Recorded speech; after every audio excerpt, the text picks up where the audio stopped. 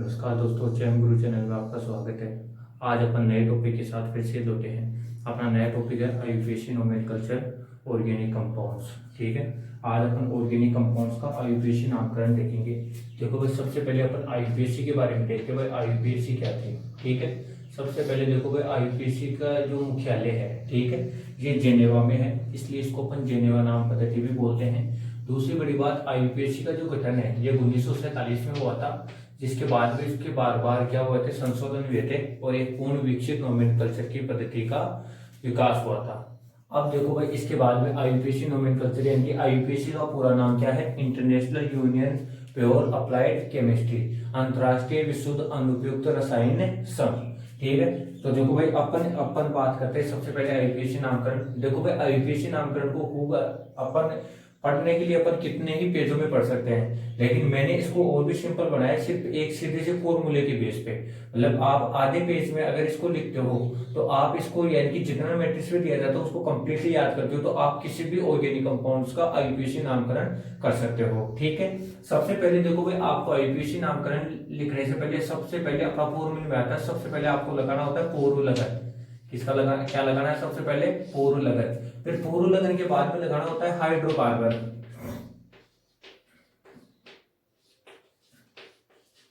Hydrocarbon के बाद में लगाना होता है प्राथमिक अनुलग्न।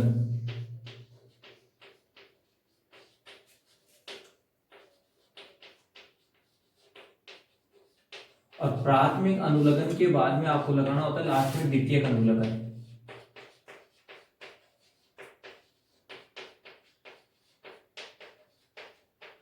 ठीक है भाई, आई बात समझ में? ये अपने पास क्या हो गए, पूरी टॉपिक यानी कि पूरा एक फॉर्मूला तैयार हो गया। अब आपको एक एक चीज समझनी है भाई, होते क्या है। सबसे पहले पूर्व लगन। पूर्व लगन कैसे लगाते हैं? देखो भाई, एक सिंपल से एग्जांपल के थ्रू मैं बता रहा हूं। जैसे मेरे पास एक कार्बन कार्बन की चेन है, ठीक है, और इस कार्बन की चेन में यानी कि ऐसे ग्रुप जुड़े हुए हैं कार्बनिक। ठीक है, अब देखो भाई, इसमें क्या कर दिया कि मैंने एक सीधी श्रृंखला का चयन कर लिया। मतलब आयुर्वेदिक नामकरण के लिए सबसे पहले अपने को कार्बन कार्बन की सीधी श्रृंखला का चयन करना होता है। उस सीधी श्रृंखला में चुने हुए कार्बन के अलावा बचा हुआ जो भी समूह है, चाहे वो कार्बन हो, चाहे हेलोजन ग्रुप हो, चाहे कोई सा भी कार्बन मतलब क्रियात्मक समूह हो, कुछ भी हो, बचे हुए सारे समूह क्या कहलाते हैं? प्रतिस्थापी कहलाते हैं। क्या कहलाते हैं? प्रतिस्थापी। मतलब कार्बनिक श्रृंखला चयन करने के पश्चात बचे हुए समूह क्या कहलाएंगे? प्रतिस्थापी कहलाएंगे। ठीक है, और इन प्रतिस्थापी का हमेशा क्या लगाया जाता है? पूर्व लगन लगाया जाता है, प्रीफिक्स लगाया जाता है। बात समझ में आ गई होगी आपको। जैसे मैं कुछ एक एग्जांपल्स बताता हूँ प्रीफिक्स पे। जैसे हेलोजन है, ठीक है, जैसे एफ जुड़ा हुआ तो इसको अपन बोलते हैं फ्लोरो। इसको अपन क्या बोलते हैं? फ्लोरो। और अगर यहाँ पे सीएल जुड़ा हुआ तो इसको बोलते हैं अपन क्लोरो। अगर यहाँ पे बीआर जुड़ा हुआ होता है तो इसको अपन बोलते हैं ब्रोमो। अगर आई जुड़ा हुआ तो बोलते हैं आइडो। और अगर CH3 जुड़ा हुआ होता है, एल्किल ग्रुप जुड़ा हुआ होता है, ठीक है, तो इसको बोलते हैं मिथाइल। ध्यान रखना, मिथाइल एल्किल, कोई भी एल्किल ग्रुप मतलब R जुड़ा हुआ हो, ठीक है, तो इसका नाम लगाते हैं एल्किल। क्या लगाते हैं अपन? एल्किल। ये दो वर्ड से मिलकर बना हुआ है। देखो भाई, एक तो एल्क और एक इल। ठीक है, तो कोई भी कार्बन युक्त प्रतिस्थापी जुड़ा हो तो उसका नाम अपन इसे लिख सकते हैं एल्क प्लस इल। एल्क का मतलब क्या होता है? कार्बन की संख्या। जैसे एक कार्बन था तो यहाँ पे मैथ होता है एक कार्बन के लिए, तो मैथ प्लस इल मेथिल हो गया। दो कार्बन होते तो एथिल हो जाएगा। तीन कार्बन प्रोपिल, चार होगा तो ब्यूटिल। इस प्रकार एल्किल ग्रुप के लिए अपन ये नोट कर लेते हैं। इसके बाद में अगर कोई फंक्शनल ग्रुप आ जाए, जैसे अपन बात करें जैसे हाइड्रोक्सिल ग्रुप आ जाए तो इसका अपन लगाते हैं हाइड्रोक्सो।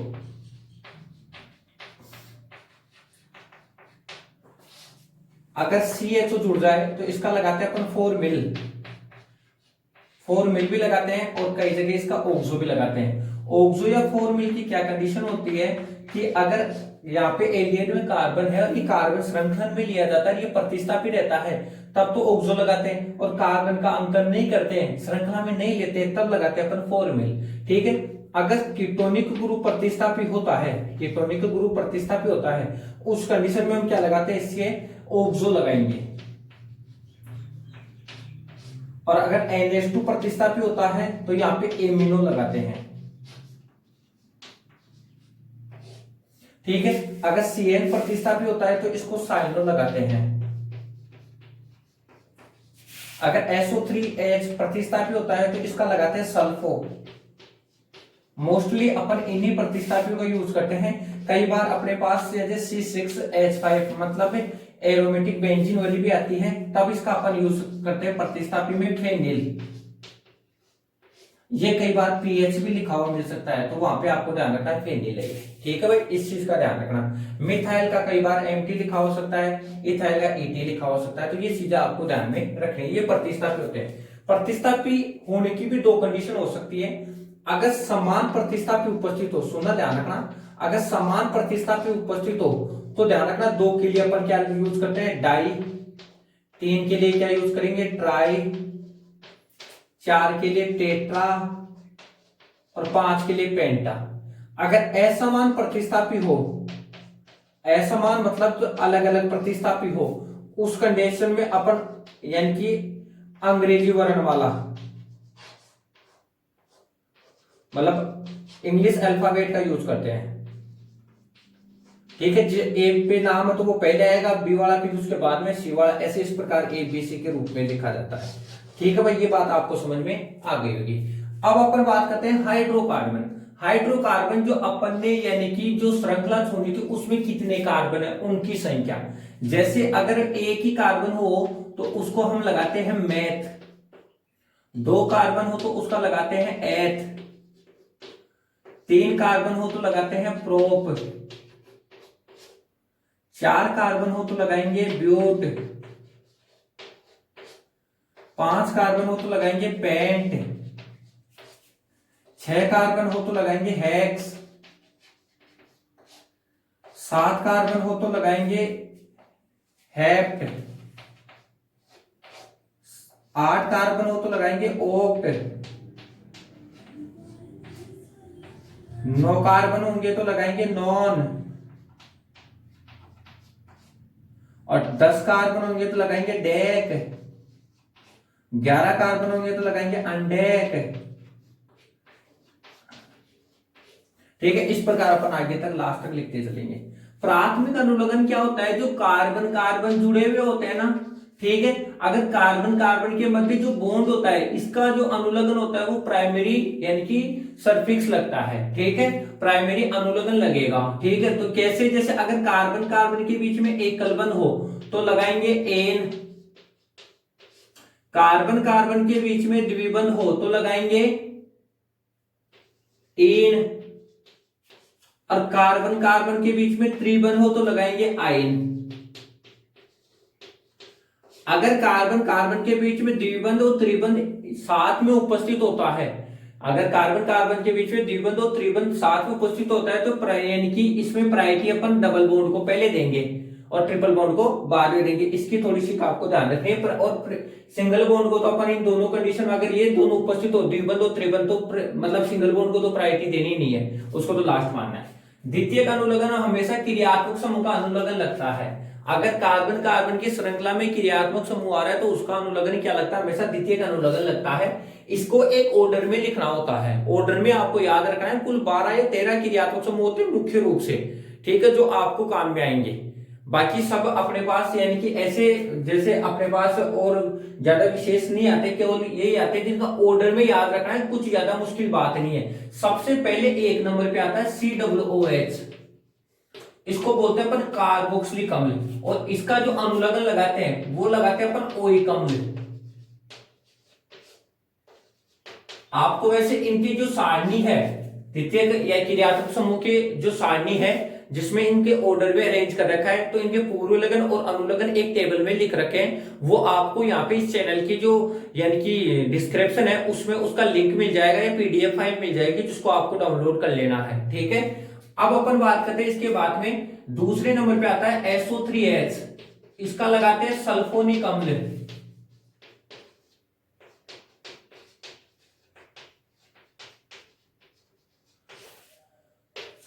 तीसरे नंबर पे आता है जैसे CO एनहाइड्राइड, और इसका लगाएंगे अपन ओइक एनहाइड्राइड।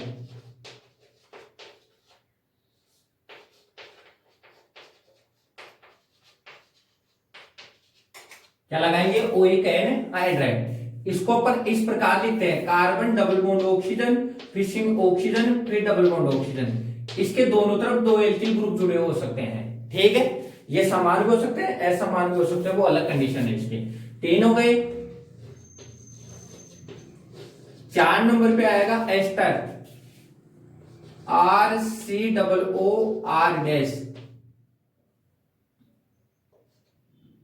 एस्टर का हमेशा लगाएंगे O8।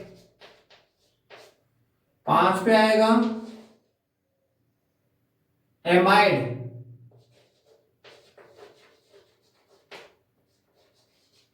इसका लगाएंगे एमआईडी, अनुलग्न भी एमआईडी होता है। 6 पे आता है RCOX, हेलोजन डेरिवेटिव कार्बोक्सिलिक अम्ल के। तो यहां पे क्या आ जाएगा,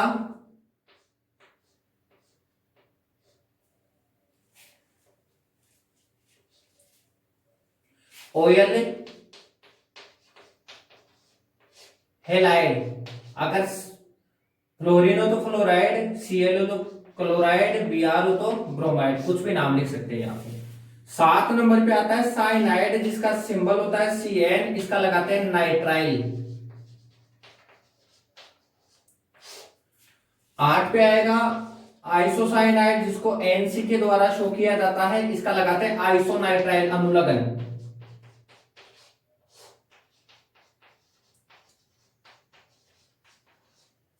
इसके बाद में देखो भाई 9 पे आएगा एल्डिहाइड CHO, इसका लगाएंगे एल। और 10 पे आएगा कीटोन, इसका लगाएंगे ऑन। 11 पे आएगा एल्कोहल OH, इसका लगाएंगे ओल। 12 पे आएगा SS थायोल, इसका थायोल ही लगाएंगे। और अनुलग्न यानी कि पूर्व प्रतिस्थापी होते तो मरकेप्टो लगाते हैं, पूर्व लगन। और 13 पे आता है एमीन, इसका सिंबल होता है NH2, और एमीन ही इसका क्या होता है, अनुलग्न होता है। लास्ट 14 पे आता है ईथर, ईथर का लगाते हैं एल्कोक्सी एल्केन, वो अलग ही मेथड होता है उसका आईयूपीएसी नामकरण का। तो आपको ये तो अनुलग्न हो गए इनके, और ये यानी कि प्राथमिक अनुलग्न, ये हाइड्रोकार्बन, और ये हुए पूर्व लगन, ठीक है। इसके बाद में देखो भाई आपको मैं एग्जांपल बताता हूं, कुछ एग्जांपल्स के रूप में अपन इनको देखते हैं। जैसे देखो भाई मैंने यहाँ पे एग्जांपल लिया, कोई 1 नंबर एग्जांपल लेता हूं। जैसे मैंने दिया CH3 CH, यहाँ पे जोड़ दिया Cl, ये CH2, और ये जोड़ दिया मैंने COOH। इसका अपन आईयूपीएसी नामकरण करते हैं। सबसे पहले श्रृंखला का चयन करना है। श्रृंखला के चयन में देखो भाई अपन क्या करते हैं, कार्बन कार्बन की श्रृंखला का चयन कर रहे हैं। ये कार्बन कार्बन की श्रृंखला है। कई बच्चों को यहाँ पे क्लोरीन में भी कार्बन दिख रहा है, ध्यान रखना क्लोरीन खुद एक फंक्शनल यानी कि तत्व एलिमेंट है, इसमें कार्बन नहीं है, ये इसका सिंबल ही डिनोट किया जाता है। क्लोरीन में, कोबाल्ट में, ठीक है, क्रोमियम में, इनमें कभी भी कार्बन नहीं देखते, ध्यान रखना। नेक्स्ट देखो भाई इसके बाद में अपन अंकन करते हैं। अंकन का देखो भाई ऑर्डर होता है, सबसे पहले जो प्रायोरिटी होती है अंकन की, ठीक है, सबसे ज्यादा या सबसे पहली प्रायोरिटी किसको दी जाती है अंकन में, क्रियात्मक समूह को। क्रियात्मक समूह को सबसे पहले प्रायोरिटी देंगे, फिर उसके बाद में अपन देंगे बहुबंध को, द्विबंध को या त्रिबंध को। बहुबंध के बाद में अपन देते हैं किसको, प्रतिस्थापी को, ठीक है। तो ये इसका ऑर्डर हो जाएगा एक। तो यहाँ पे क्रियात्मक समूह तो उसको सबसे कम अंकन मिलना चाहिए, तो 1 नंबर मैंने इसको दे दिया, 2 नंबर इसको, 3 नंबर इसको, 4 नंबर इसको। नामकरण करेंगे, सबसे पहले प्रतिस्थापी का नाम लिखा जाता है जिसका पूर्व लगन लगेगा। प्रतिस्थापी कौन है, Cl, ये रहा भाई Cl। Cl का पूर्व लगन क्या है, क्लोरो। कितने नंबर कार्बन के पास, 3 के पास जुड़ा हुआ है, नंबरिंग शो करनी है भाई, तो इसको लिखेंगे 3 क्लोरो। क्या नाम लिखा जाता है, 3 क्लोरो। उसके बाद में यानी कि हाइड्रोकार्बन, कितने कार्बन है, 4 को लिखा जाता है ब्यूट, तो यहाँ पे लिख दिया ब्यूट। ध्यान रखना दोनों को हाइपन के द्वारा जोड़ना है, यहाँ पे हाइपन इन दोनों को जोड़ा हुआ बताता है भाई, जुड़े हुए हैं ये होगी। इसके बाद में अपन प्राथमिक अनुलग्न, बंध कौन सा है सबके बीच में, एकल बंध है, तो क्या लगाएंगे ब्यूट प्लस एन, तो ये हो जाएगा ब्यूटेन। फिर अपन लगाएंगे द्वितीय अनुलग्न, क्रियात्मक समूह क्या है, COOH। COOH का अनुलग्न क्या होता है, ओइक अम्ल, तो लगा दिया यहाँ पे क्या, 1 ओइक अम्ल। देखो भाई ये आपको आईयूपीएसी नाम समझ में आया कि नहीं आया। ठीक है, इसका पूरा नाम क्या हो जाएगा, सुनो, 3 क्लोरोब्यूटेन 1 ओइक अम्ल। क्या हो जाएगा, 3 क्लोरोब्यूटेन 1 ओइक अम्ल। ठीक है, इसके बाद जो अपन नेक्स्ट जो अपना वीडियो आएगा उसमें अपन आईयूपीएसी नाम से श्रृंखला बनाना देखेंगे।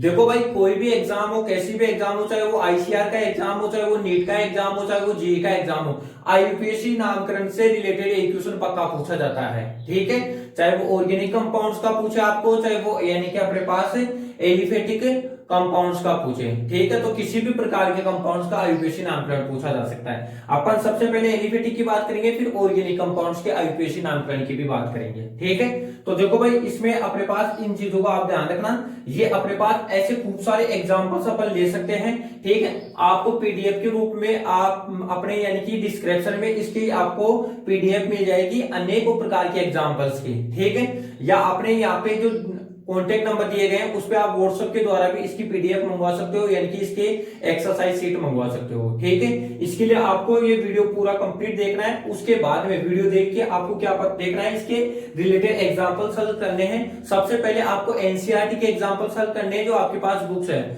जो यानी कि राजस्थान बोर्ड से है या अदर स्टेट बोर्ड से है, वो अपनी बुक्स में देखेंगे।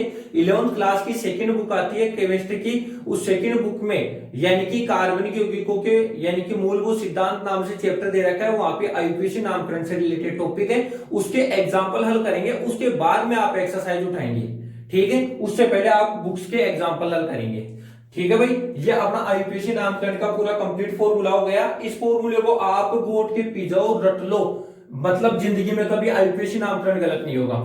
आपको देखो पता है, यहाँ पे आईयूपीएसी नामकरण की एक से ज्यादा क्रियात्मक समूह के भी पूछे जाते हैं या लंबी लंबी श्रृंखला वाले पूछे जाते हैं। ठीक है, सिर्फ और सिर्फ ठंडे दिमाग से सबसे पहले कार्बनिक श्रृंखला का चयन करो जिसमें कार्बन कार्बन आए।